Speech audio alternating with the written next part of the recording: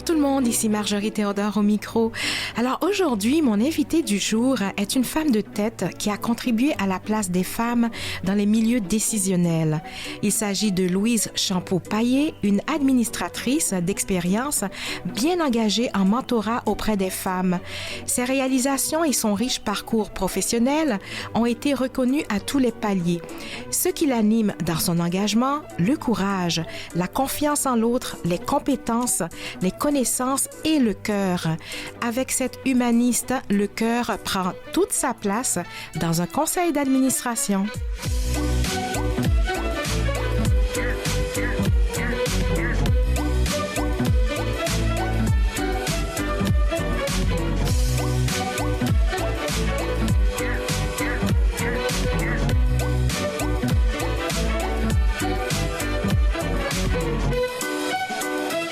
Bonjour à Louise Champeau-Payet. Bonjour. C'est un grand plaisir d'être avec vous aujourd'hui. Ah ben vraiment, moi aussi. Et puis on a échangé, on connaît quelqu'un proche de nous, hein. On ne savait pas. Roland Payet qu'on salue dans l'émission.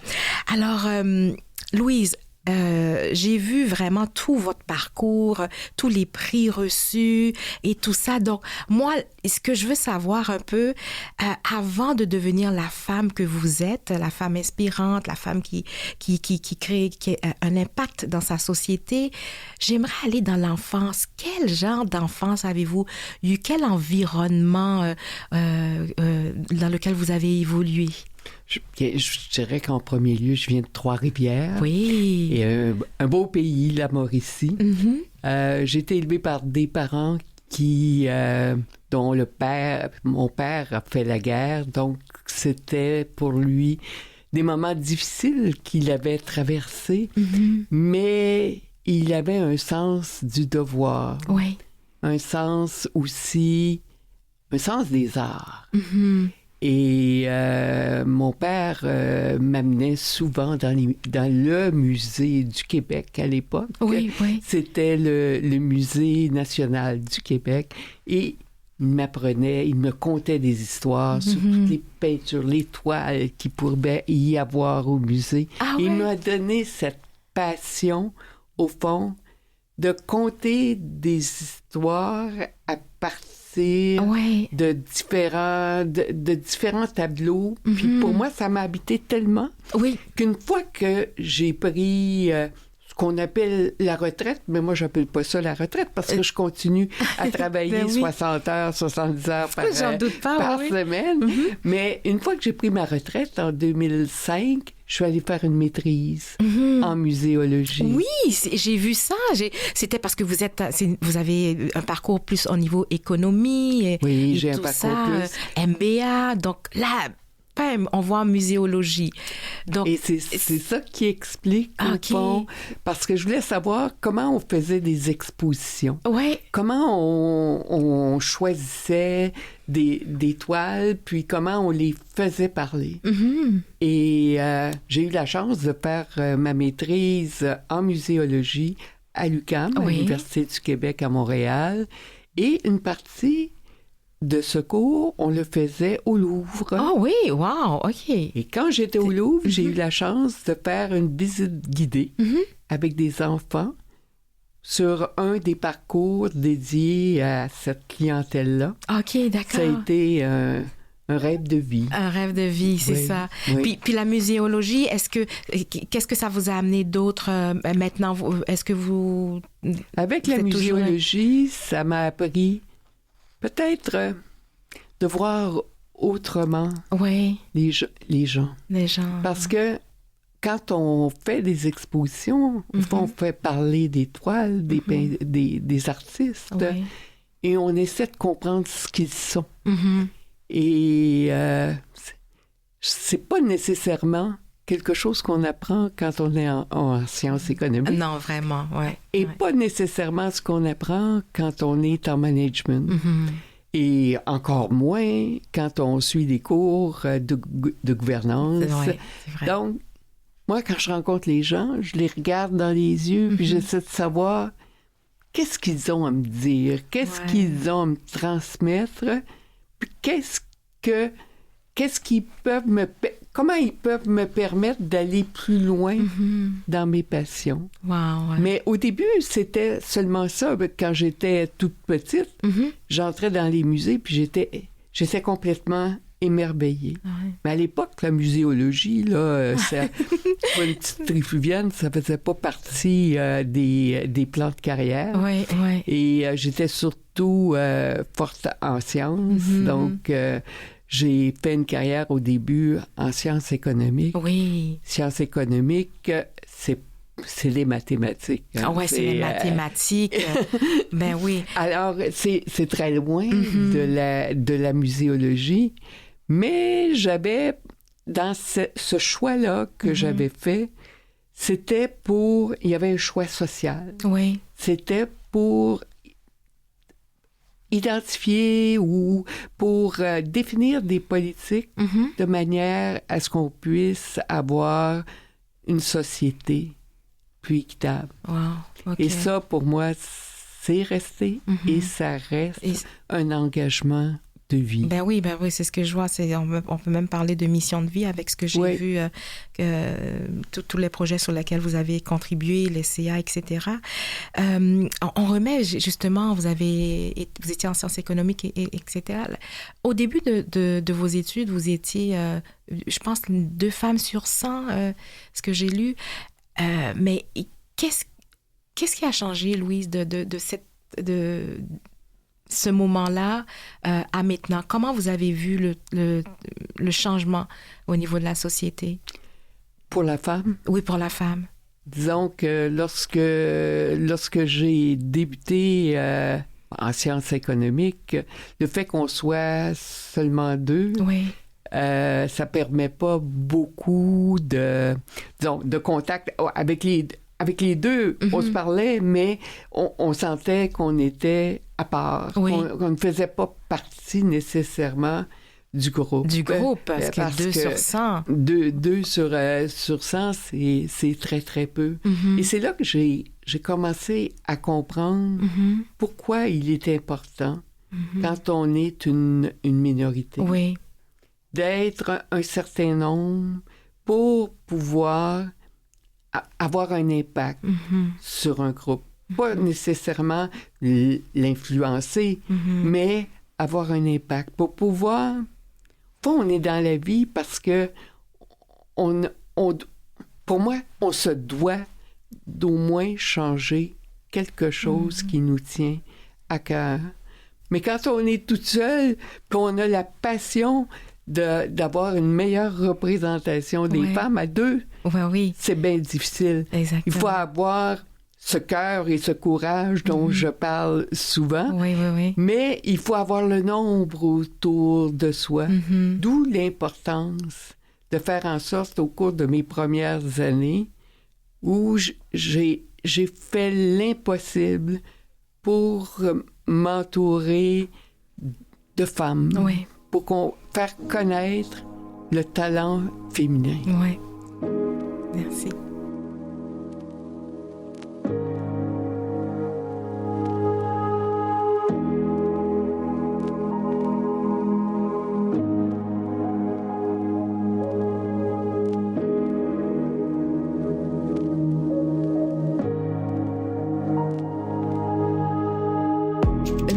On sent que vous êtes animée par des valeurs de partage, et puis vous avez une soif d'engagement.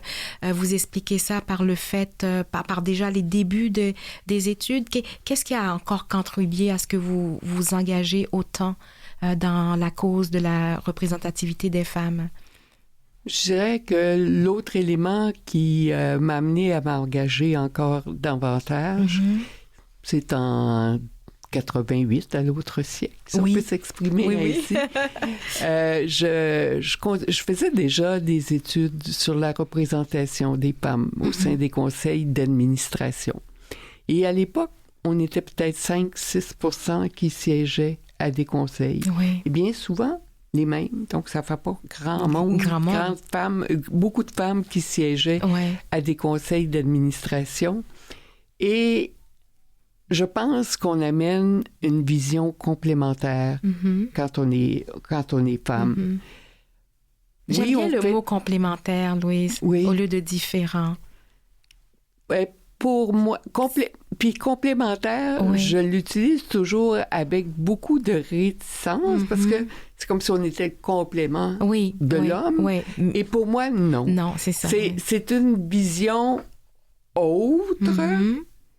Je pense que les femmes de ma génération, dû au fait qu'on a suivi nos cours avec davantage d'hommes, on gardait quand on développait notre différence. Aujourd'hui, on suit les mêmes cours que Alors, cette distinction-là ne se matérialise pas dans la vie étudiante, mais elle se matérialise parce qu'on vit en tant que femme. Oui. Parce qu'on ne vit pas les mêmes défis que les hommes de la même façon. Une paternité et une maternité, encore aujourd'hui, se vit différemment selon qu'on est femme ou homme. Oui. Donc, c'est pas une vision complémentaire, homme et femme, parce qu'on est dans le même bain. Exactement. Mais je pense que c'est même une vision autre de la vie qu'on développe progressivement. Face à nos défis qu'on a en tant que si on choisit d'être parents, mais aussi dans la vie de tous les jours, quand on travaille. Parce que les défis auxquels on est confronté quand on travaille sont souvent les mêmes sur le plan de la productivité. C'est ça. Mais sur le plan de l'intégration, l'inclusion au sein d'un groupe. Les hommes sont majoritairement présents encore aujourd'hui dans le milieu du travail. Alors, on est confronté à des situations où il faut faire notre place et avoir confiance qu'on peut réussir. Et ça, pour moi, c'est ça l'élément qui fait en sorte qu'on apporte toujours une vision autre. Comme des personnes qui nous proviennent d'autres communautés. Exactement. Ou des plus jeunes. Des plus jeunes aussi, oui. Je suis une personne qu'on dirait plus expérimentée.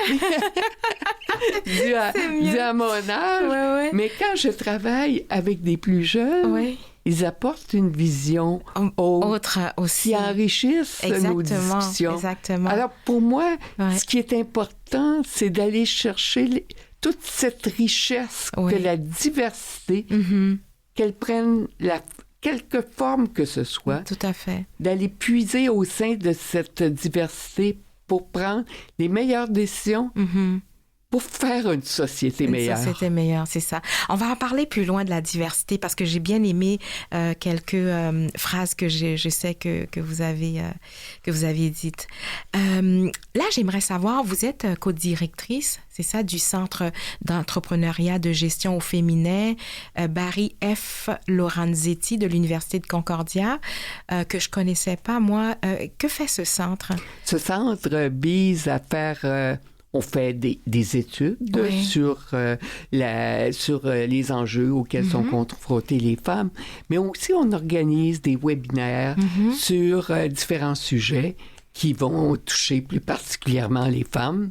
Et un notamment qu'on a eu récemment, c'est les femmes qui travaillent dans des milieux qui sont quasi masculin, totalement masculin. Alors, ces femmes-là qui vivent dans ces milieux, mais quelles sont les problématiques qu'elles rencontrent, mais quels sont les moyens qu'elles peuvent utiliser pour faire leur place et poursuivre leur carrière dans ce domaine-là. Ça, on le voit dans l'intelligence artificielle, on le voit dans les nouvelles technologies. C'est des milieux où il y a plus d'hommes que de femmes, où on voit la femme comme... L'homme peut même se questionner sur la présence de la femme, alors qu'elle peut tout autant être compétente dans ce milieu. Mais on organise des webinaires qui nous permettent de parler, discuter de ces problématiques.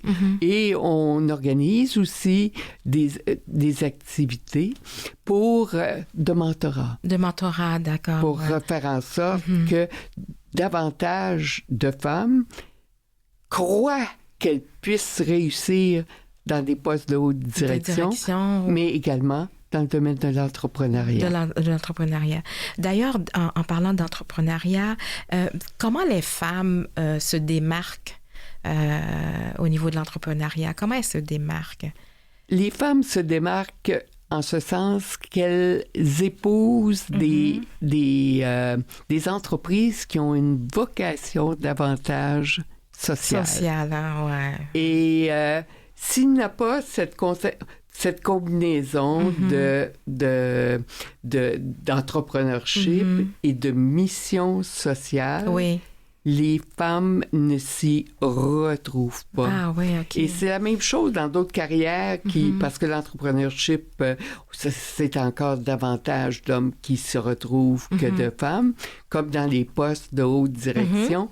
Mais il faut, pour que la femme s'y sente bien et réussisse, faut qu'elle se sente portée par une mission. Ouais. Et c'est ça qui fait la différence de la femme dans le domaine de l'entrepreneuriat qui réussit. Ah ouais. On parle aussi il y a l'entrepreneuriat, on parle aussi de gouvernance, hein, le concept de gouvernance. Tu sais, souvent, on pense que quand on parle de gouvernance, on parle de gouverner des grandes sociétés. J'aimerais ça vous entendre là-dessus parce que pour motiver les femmes aussi à dire qu'on n'est pas obligé de gouverner des grandes sociétés. J'aimerais ça vous entendre, Louise. On n'est pas obligé de gouverner de grandes sociétés. D'ailleurs, moi, j'ai commencé ma carrière dans le domaine de la gouvernance à l'UQAM, l'Association des enfants atteints de cancer et de leucémie.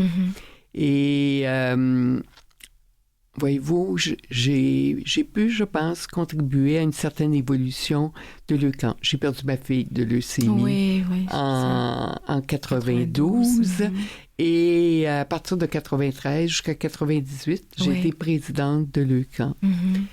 Un des objectifs qu'on se donnait, et en tant que trifluvienne, c'était de faire en sorte que nos enfants puissent être diagnostiqués rapidement, qu'ils soient à Montréal, Trois-Rivières ou Chibougamau.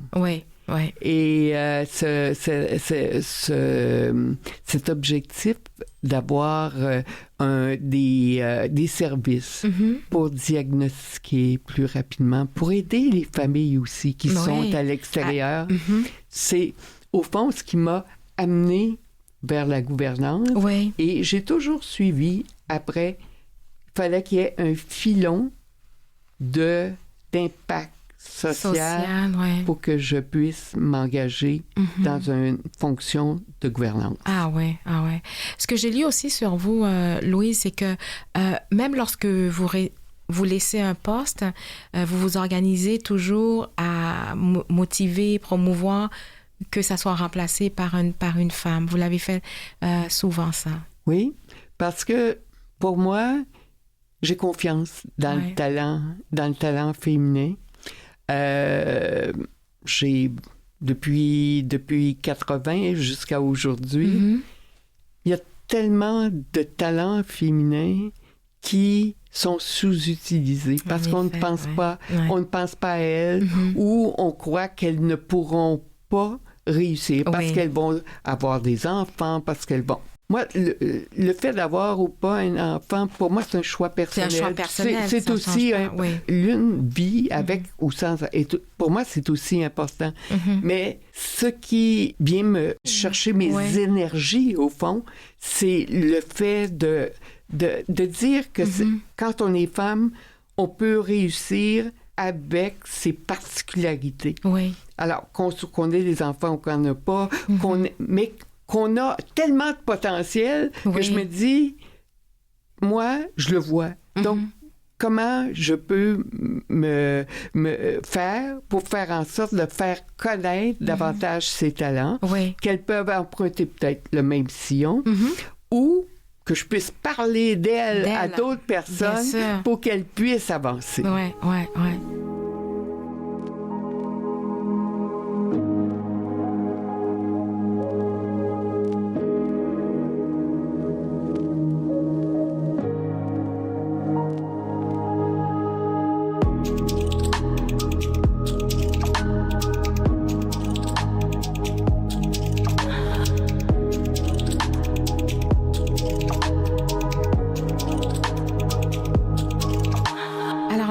Champeau Paillé, on a parlé de beaucoup de concepts, celui de la gouvernance et tout.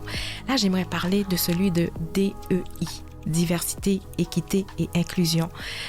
Pour moi, ce sont des termes qui ont été tellement galvaudés et on a même parlé du diversity washing et tout. Donc, puis j'ai bien aimé la subtilité de ce que vous avez dit là-dessus. Donc, je vais vous demander de partager votre vision du DEI.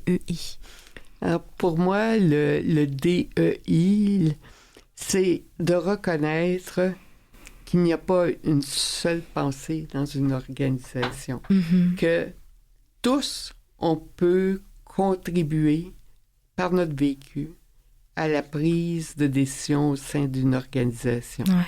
Et tous et toutes, là, ça veut dire, et ça ne veut pas dire seulement hommes et femmes, comme je disais tantôt, ça veut dire aussi les autres communautés. Ouais. Et ça veut dire aussi les gens de tout âge.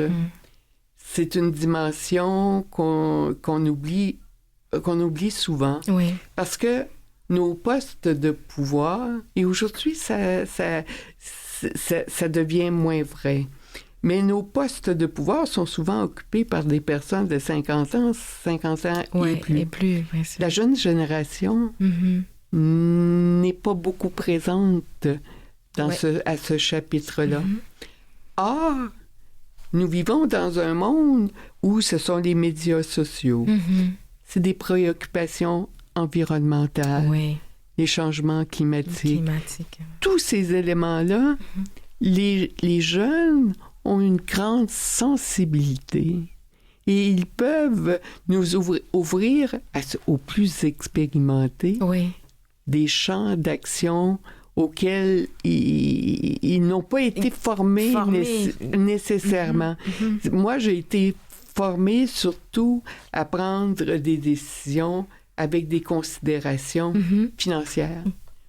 Ça rapporte. Est-ce que ça rapporte ou ça rapporte pas? Est-ce que notre actionnaire est plus heureux avant qu'après?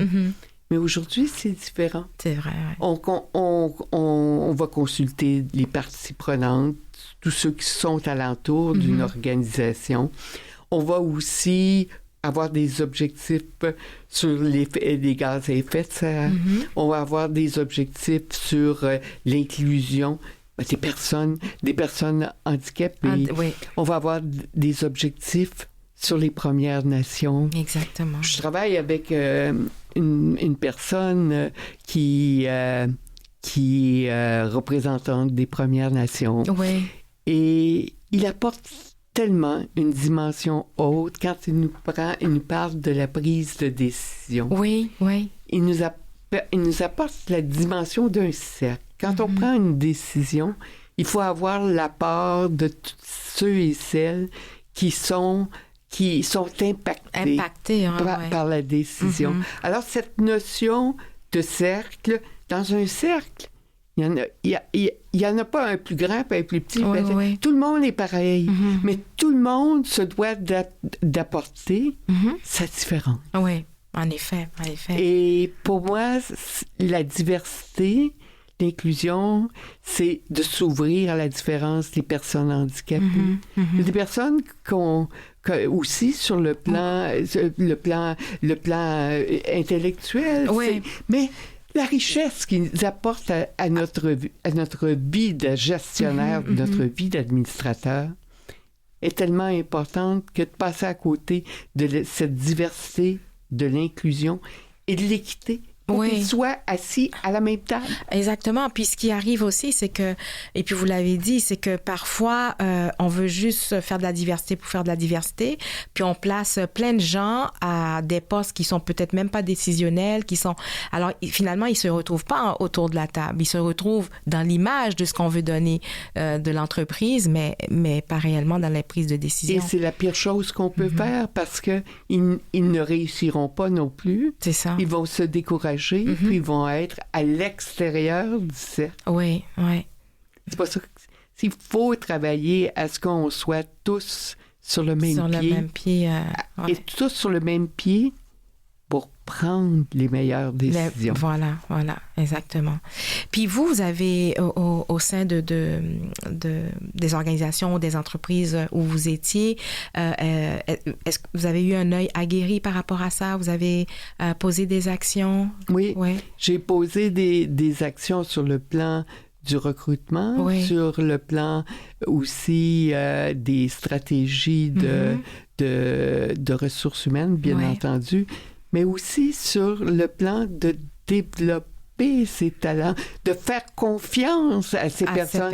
Et ça, quand on parle de diversité, d'équité et d'inclusion, la valeur première qu'on doit avoir, c'est la confiance dans le potentiel de chaque personne. Si tu n'as pas cette confiance-là, tu pourras pas en faire le blanchiment, la diversité blanchiment. C'est ça, au fond. C'est que ce n'est pas appuyé sur des valeurs de confiance, d'authenticité. Oui, le diversity washing, qu'ils appellent ça. C'est ça. Exactement. Tout à fait. Parce qu'il faut placer la personne à la bonne place pour qu'elle puisse contribuer aussi. Oui. Et puis qu'elle puisse contribuer, puis qu'elle puisse avancer. Oui. Pour moi, ça, on oublie trop souvent ça. On dit on va lui donner une place, elle va être de bonne collaboratrice. Mais non, faut faire en sorte qu'elle atteigne les postes les plus élevés. Et pour moi, c'est ça qui est important, de donner la chance à ce qu'on ait des personnes. Puis, savez-vous, présentement, on regarde les présidents et chefs de la direction, le PDG de l'organisation. Au Canada, il y a seulement 5% de femmes qui sont PDG. Puis si je parlais des communautés, là on est... on est dans les décimales. Tout à fait, j'en doute pas. Merci, Louise.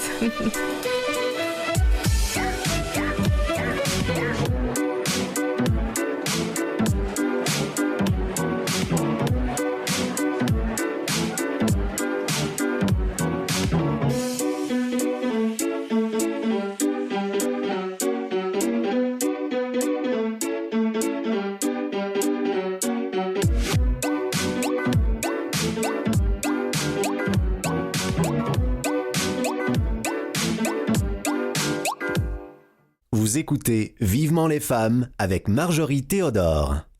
Alors, toujours au micro avec moi, Louise Champeau-Payet, administratrice bien engagée en mentorat. Alors, Louise, vous travaillez fort au sein de la gouvernance au féminin à titre de coprésidente du comité certification parité. Donc, premièrement, que fait la gouvernance au féminin et que faites-vous dans le comité de certification parité? La gouvernance au féminin, c'est un organisme qui est dirigé par Caroline Codzi. Et l'objectif, c'est au fond de promouvoir une meilleure représentation des femmes dans les organisations. Les grandes et les moyennes organisations.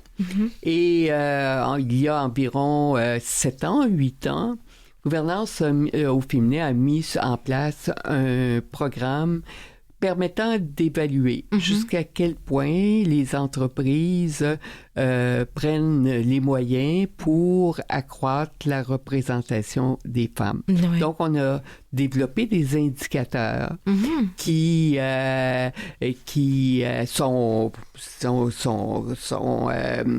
nous servent afin d'évaluer si ces entreprises-là sont dans la bonne direction et pour aussi identifier celles qui font très bien leur travail d'inclure davantage de femmes, d'autres qui sont au départ, au début, puis ça fait en sorte que ça crée des modèles. Parce que, au fond, une meilleure représentation des femmes au sein des organisations, il y a des chemins, il y a des voies qu'on peut emprunter. Puis quand on voit un autre qui a pris cette voie-là puis qui a eu des résultats, que ça lui a permis de peut-être avoir une image, une meilleure réputation dans le marché, de mieux connaître ses clients, etc., ça permet aux autres qui sont au départ de dire, qu'est-ce qu'ils ont fait, puis leur recette, peut-être que c'est pas la même recette, mais connaissant la recette, je peux peut-être l'adapter à ma situation. Alors, la fonction de ce comité-là, c'est d'identifier ces entreprises selon certaines catégories, de manière à ce qu'on puisse faire connaître leurs bons coups. OK. Et puis, les entreprises sont sollicitées, ils sont ouverts à ça depuis que vous êtes dans le comité? Oui, parce que les entreprises...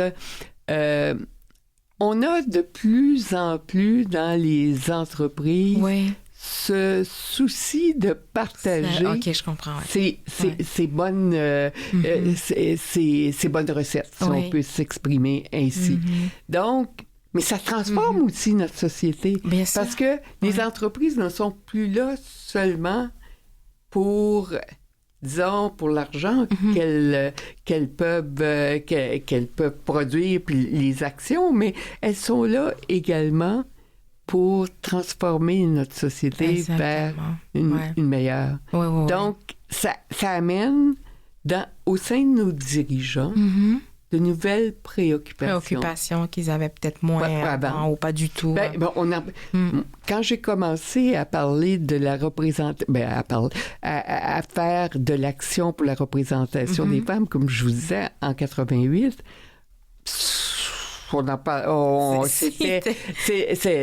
j'étais une rêveuse. Oui. Alors qu'aujourd'hui, ça fait, je dirais, au sein des grandes entreprises, ça fait partie de leur vécu. De leur vécu, c'est ça, oui. Peut-être pas à la hauteur d'où j'aimerais qu'ils soient rendus. Oui. Mais... Exactement. On parlait des pourcentages, puis on était encore aux 30%. Est-ce que, puis je sais que vous voulez atteindre un 40%, mais est-ce que j'ai lu que c'est dans à peu près 130 ans pour qu'on arrive là? Oui, vous avez bien lu. Puis ça, c'est, c'est que il y a une problématique au niveau de la relève. Les femmes s'aperçoivent, ça j'ai produit un article sur ça avec la doyenne de Concordia. Les femmes s'aperçoivent qu'elles ne veulent pas réussir à tout prix. On veut réussir en autant que nos objectifs personnels, que nos objectifs familiaux soient atteints. Mais réussir peut atteindre le plus haut niveau en ayant perdu son équilibre. Elles ne veulent pas ça. Réussir à tout prix. Et je vous dirais que l'espoir, c'est que pour plusieurs hommes aujourd'hui, réussir à tout prix, ça mijote. Ah oui, ça mijote quand même. Ça mijote. Les congés de paternité, c'est sûr que ça ne se prend pas comme les femmes les prennent. Oui. Mais combien de fois, dans mon mentorat, parce que je fais du mentorat tout autant auprès des hommes que des femmes. Ah oui, d'accord. Oui. Et dans mon mentorat, les hommes vont me dire, j'ai de la joie à être près de ma fille ou de mon fils. Donc, ils découvrent ces valeurs que nous apporte la parentalité. Oui, bien sûr. Donc, c'est encourageant pour notre société. Est-ce que ça va aussi vite que je veux? Non.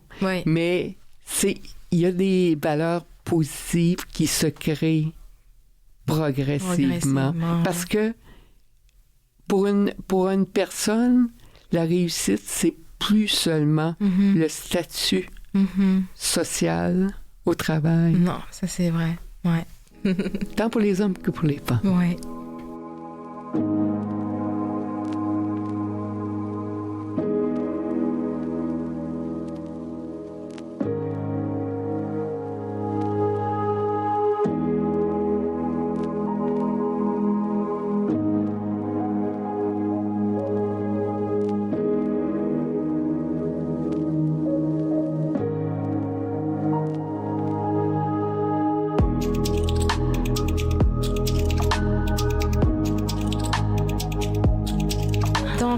Louise Champeau-Payet, on a parlé de beaucoup de choses. Maintenant, j'aimerais parler des quotas. Est-ce que vous êtes en accord avec les quotas pour une plus grande représentation de la diversité? Je crois que le fait qu'on attende encore 130 ans pour atteindre une meilleure représentation des femmes, on se prive tellement de talent. Il est sûr qu'une femme ou qu'une personne qui provienne d'une autre communauté, qui serait nommée parce qu'elle fait... il y a un quota pour nommer des personnes d'autres communautés. Ou pour les plus jeunes, on a les 35 ans et moins, on dit il faut avoir au moins un jeune de moins de 35 ans. Il est sûr que ça rend difficile l'inclusion de ces personnes. Mais on fait aujourd'hui tellement de formations. Je passe beaucoup d'heures de mon travail. Ça consiste à former des jeunes, des femmes et des gens pour pouvoir siéger à des conseils d'administration, pour ne jamais se considérer comme un imposteur quand on arrive dans ces fonctions-là. On est là parce qu'on a été choisi et qu'on apporte une dimension nouvelle dans la prise de décision. Ce que je transmets à ces personnes-là, c'est de dire prenez votre place. C'est sûr qu'il faut se préparer, il faut avoir, disons, le goût d'être présent à ces tables-là, mais elles ont tellement à apporter, donc on a un devoir, nous, les plus expérimentés, à les appuyer, à les aider, à leur donner au sein d'un conseil d'administration le droit de parole. Qu'est-ce que tu en penses, toi? Parce que souvent, quand on a le sentiment d'imposteur, on ne parle pas. C'est vrai, Et c'est pas ça qu'il faut faire. Il faut vraiment... J'ai confiance dans qu'est-ce que tu peux apporter à notre prise de décision. Dis-nous ce que tu en penses. Et là, c'est là qu'on fait en sorte qu'on forme progressivement, non pas seulement par les compétences et les connaissances, mais qu'on développe un savoir-être. Un savoir-être, en effet. Puis en imposant des quotas, donc on est beaucoup plus sûr d'arriver et du milieu peut-être le 130 ans à un petit peu moins, parce que ça. Puis on a tous les talents. Tu sais, moi, quand j'ai en 88-89, nous étions très peu de femmes. Donc, tu imposes un quota, tu as toujours les mêmes, ou il n'y a pas beaucoup de choix. Bien sûr. Mais aujourd'hui, on ne doit pas penser comme ça. Parce qu'on a tellement de choix parmi les femmes. Il y a la majorité... Aujourd'hui, 60% des diplômés universitaires sont des femmes. Alors, il y a cette présence de talent qui assure à celles et ceux qui ont à choisir de nouveaux administrateurs ou de nouveaux dirigeants qu'ils vont avoir un choix dans les talents. Donc, le quota en soi, pour moi, ne fait que favoriser l'accès plus rapide à ces postes-là. Oui. Vous avez tout à fait raison. Vous avez été sur 2 CA où vous êtes encore peut-être et vous avez côtoyé les personnes des Premières Nations. Je sais que tout à l'heure, vous avez parlé brièvement de ce que ça avait apporté, mais en plus, vous avez dit qu'il y avait une forme... un apport holistique aussi. J'aimerais ça que vous exprimez là-dessus, Louise. Ah oui, quand on discute de toutes les questions de mieux-être au travail, de bien-être, depuis la pandémie, je pense qu'on s'est beaucoup éveillé à l'importance d'avoir des collaboratrices et des collaborateurs qui sont bien dans leur travail. pour les Premières Nations, quand on parle de bonne santé, ça comprend différents éléments. Il n'y a pas juste la santé physique, il y a la santé psychologique, il y a la santé, la santé, disons, l'équilibre, tout ça. Il y a 5 ou 6 valeurs. Et quand on regarde tous les programmes qui existent dans le mieux-être, on dit, ah oui, ça c'est peut-être pour la santé puis la sécurité, mais il y a d'autres formes de santé, de sécurité qu'on doit. Alors, comment on doit ouvrir nos horizons pour assurer à tous qu'ils soient heureux dans leur mais c'est une vie de 9 à 5. Ben oui. Donc il faut se sentir bien dans son travail. Alors, mais l'entreprise a une responsabilité eu égard à ça. Et ces Premières Nations-là, tout ce qui est de religion, mais de religion, de valeurs qui nous habitent, d'avoir cet équilibre dans nos valeurs. Ben, pour moi, ça doit donner un nouveau souffle de vie à toute notre façon de voir la gestion des ressources humaines. Ben, puis je suis en train de penser, j'ai vu toute la liste de prix, de bourses que vous avez reçues. Je peux même pas les citer, membre de l'Ordre du Canada, grande ambassadrice de l'École des sciences de la gestion de l'Université du Québec, prix du gouverneur général, puis membre distingué, fellow, ben on va pas les dire toutes, mais ce que je voulais, pourquoi j'en ai cité quelques-uns, si maintenant il y avait un prix et une bourse qui portait votre nom, qu'est-ce que vous voudriez qu'il récompense, le prix ou la bourse, quelle récompense? L'engagement dans la société. OK. Mais pas les grandes transformations. Oui. Les petites choses qu'on a pu... Des gens qui... des fois, on pense aux grandes réalisations. Oui, bien sûr. Il y a des gens qui contribuent à changer la vie pour une personne. Oui. Puis cette personne-là continue sa vie. Pour moi, cette bourse devrait reconnaître l'engagement, la compassion qu'on peut avoir pour un autre. La bienveillance. Oui. Vous savez, je siège à l'hôpital Sainte-Justine et à chaque fois je vois des enfants qui sont malades, je me dis, on a une responsabilité. Moi, en tout cas, je me dis, faut que je contribue à faire en sorte que peut-être dans 10 ans, 15 ans, on trouve un petit remède qui fera en sorte, peut-être pas que la maladie va être guéri. Oui. On a fait un pas vers un peu de guérison, mais surtout aussi un pas pour que ces enfants-là vivent leur vie. Oui. C'est tout ce qui nous appartient, notre vie. Exactement. Et qu'on prive un enfant de vie. J'ai beaucoup... c'est ma vie, là. Bien sûr. Mais je pense qu'on ne voit pas suffisamment l'importance de la vie. L'importance de la vie. De la vie, oui. Louise, je sais, je suis avec vous là-dedans. Votre unique fille, Gabrielle, est décédée en 1992 des suites d'une leucémie, donc on peut comprendre votre état d'émotion là-dessus.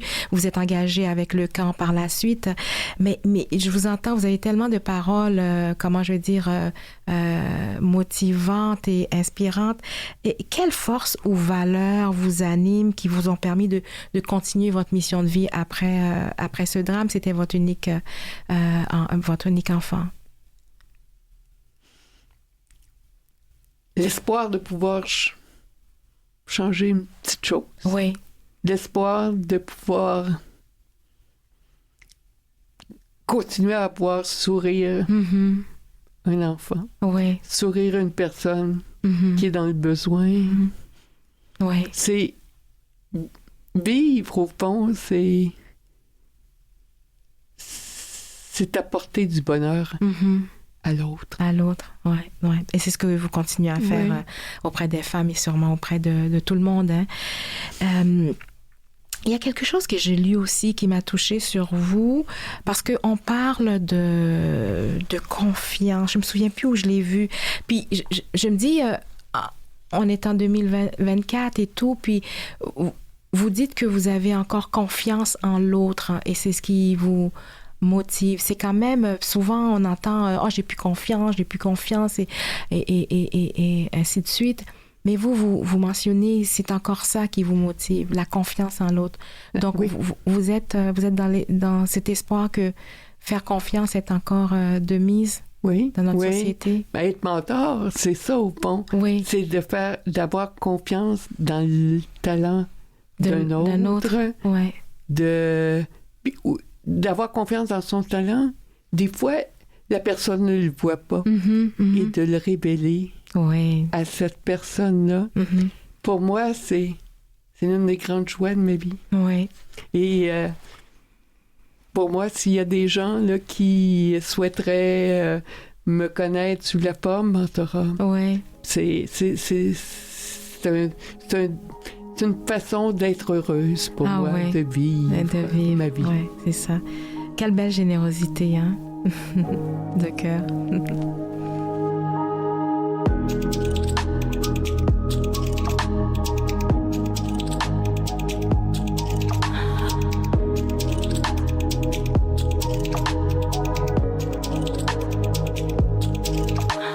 Je suis toujours avec Louise Champeau-Paillé, administratrice bien engagée en mentorat. Louise, on a parlé des marques de reconnaissance. Quelle marque vous a plus touchée dans tout ce que vous avez eu? Est-ce qu'il y a quelque chose qui vous a particulièrement touché que vous ne croyez pas recevoir ou bien vous... Non. Tout ont un axe de ma carrière. Oui. Bon, c'est quand on parle d'engagement bénévole, de représentation des femmes, des personnes qui proviennent d'autres communautés ou les plus jeunes, pour moi, tout ont une signification particulière. Je dirais pas qu'il y en a un, mais moi, je vois ma vie comme une sorte de casse-tête. Puis chacun de ces petits éléments-là apporte une signification à ce que j'ai pu réaliser dans ma vie. Et ça revêt vraiment... ça donne une signification à ma vie. C'est pas tant... C'est la réalisation que reconnaît le prix. Oui, je vois. C'est pas... Le prix en soi... C'est ça. C'est mon petit casse-tête. Je comprends. Ces petits morceaux qui s'imbriquent uns dans les autres. Exactement. Puis qui vous fait aussi, vous aussi, de voir tout votre parcours. Moi, je trouve que les prix aussi, ça nous permet de dire, mais oui, de s'arrêter, puis de dire, mais c'est vrai que j'ai fait ça. Parce que souvent, en plus, en tant que femme, on fait, parce qu'on a envie de faire, de poursuivre, mais souvent, on a de la difficulté à reconnaître ce qu'on fait. Puis le prix aussi permet aussi, je pense, de réfléchir un peu, de dire, bien sûr, j'ai contribué, voilà ce que j'ai fait. Puis, est-ce que, si je vous demandais, quel aurait été le meilleur coup de votre vie, de votre carrière, quelque chose dont vous êtes particulièrement fier? Moi, je dirais que c'est mon engagement dans le mentorat. Oui. Parce que peut-être aussi dû au fait que lorsque j'ai débuté ma carrière, il n'y avait pas beaucoup de mentors. J'avais des femmes qui étaient dans des postes plus élevés. Il y en avait peu. On ne parlait pas de mentorat à l'époque. Et on se révélait à soi-même, on se découvrait progressivement, essais, erreurs. C'est ça, oui. Tandis qu'avec le mentorat, il y a moins d'essais et d'erreurs. Oui. L'autre, le mentor, va poser des questions. Il ne dira pas quoi faire. Oui. Mais il va poser des questions qui m'ont amené à trouver ta voie. Oui. Et c'est ça qui est important pour moi, d'être cette... Moi, je m'appelle une allumeuse de réverbère, comme dans Le Petit Prince. Ah oui. Oui, je me vois comme ça avec ma petite flamme là, qui va... Pour moi, c'est peut-être ce qu'on peut faire de mieux dans la vie, de faire en sorte qu'une autre personne prenne sa place. Oui. Et puisse penser qu'elle va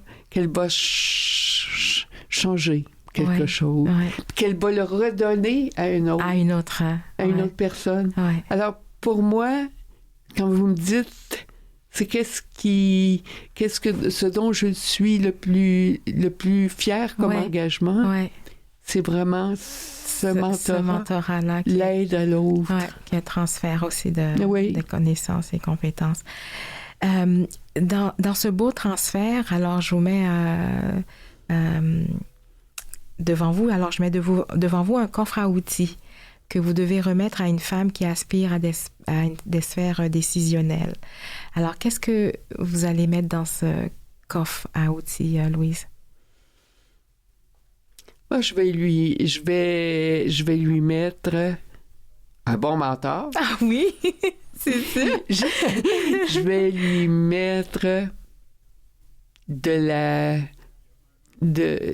la formation nécessaire. Oui. Et des organisations pour lesquelles elle va vibrer, pour lesquelles elle va avoir une passion. J'ai mentionné le camp. Oui. Ça peut être d'autres choses pour une femme ou un homme, mais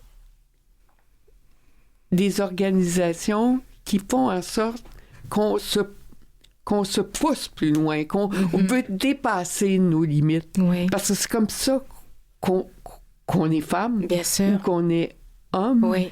Quand on va au-delà de ce qu'on pense qu'on peut faire. Et on peut faire tant plus que qu'est-ce qu'on pense qu'on peut faire. Oui. Pour moi, ça, les personnes n'ont pas de limite.